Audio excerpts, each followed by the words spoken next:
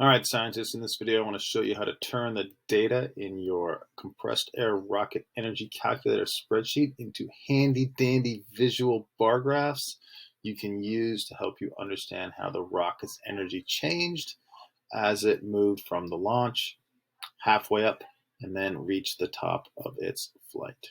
Okay? So it's really pretty simple. First thing you're going to do is select the data and titles you are interested in graphing. So we're going to start with the rocket at launch at maximum velocity. And you're going to move your cursor to cell G4. And you're going to select these 6 cells, both the titles and the actual energy values. Okay? Then you're going to go up to your toolbar. And you're going to find the little icon that looks like a bar graph. Fancy that. It's the insert chart icon. And you're going to click on it. Okay? Sheets will automatically generate a chart for you eventually. Now, you don't want a pie chart, okay? So you're going to go to the chart type menu right over here in the chart editor, which will also open up for you, and you're going to select the column chart. Sheets calls it a column chart. Everybody else in the world calls it a bar graph, but we have to live with it, okay?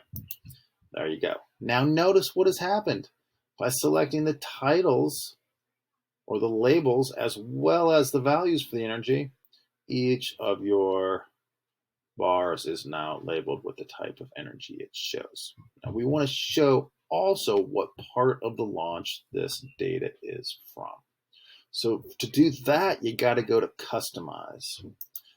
That gives you a bunch of options. You want to choose the Chart and Axis Titles menu. And when you open that up, it's automatically going to default to the chart title, and you want to title your chart with the point in the launch. This is the rocket at launch. Okay, and notice it'll pop right into your chart.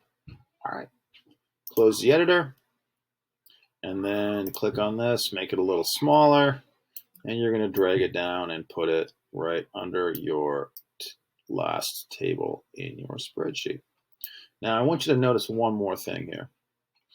The y-axis goes from 0 to 6 joules. Okay?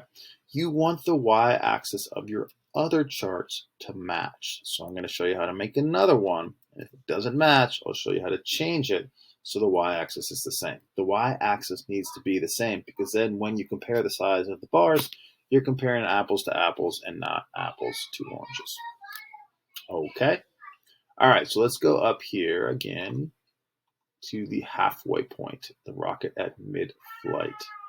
All right, and you are going to select the same 6 cells from that table, the labels of the energies and the values for the energies, and again, you're going to hit Insert Chart.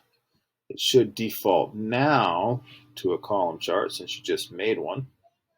And you need to name this one as well. So again, we go to Customize, Chart and Axis Titles, and we're going to call this one Rocket at Midpoint because that's where the rocket is. Rocket at midpoint. All right. Now, notice the y-axis here goes from 0 to 4. That does not match the y-axis scale on the first chart. So we're going to go again to a different menu in the Customize section. We're going to go to the Vertical Axis menu. And we're going to scroll down in that menu. Let's move the picture for a sec until we find this, the minimum value and maximum value section. The minimum value is going to be 0. The maximum value is going to be what you want the y-axis to go up to, and that's going to be 6, just like the first one.